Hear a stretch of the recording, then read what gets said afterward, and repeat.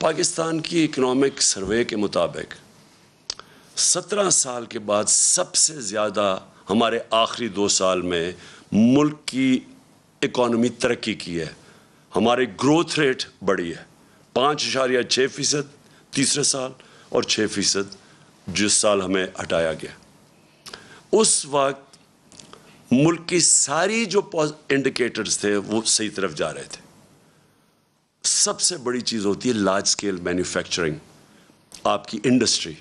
جب آپ کی انڈسٹری بڑھتی ہے تو سب سے زیادہ روزگار دیتی ہے.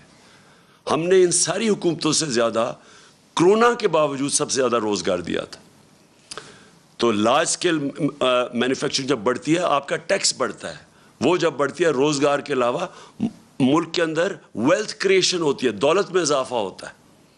تو لارج سکیل مینوفیکچرنگ ریکارڈ طریقے سے بڑھ رہی تھی. زراعت جس کے اوپر ہماری 60% آبادی اپنی زراعت کے اوپر ڈپینڈ کرتی ہے، زراعت کے اندر 4 فصلوں کے اندر ریکارڈ 2 سال ریکارڈ پرفارمنسز تھی.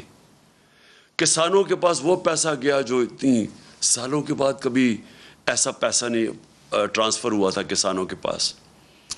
جو گنے کی بیچارہ کسان جو پہلے باہر شوگر ملز کے انتظار کرتا تھا، اس کو پیسے بھی نہیں ملتے تھے، کٹوتی ہوتی تھی.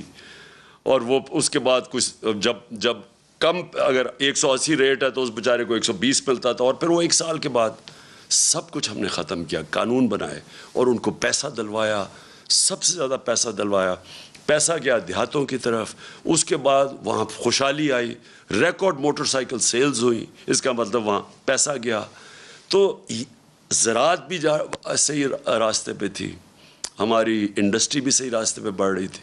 ٹیکسٹائل کے اندر سارے ریکارڈ ٹوٹ گئے.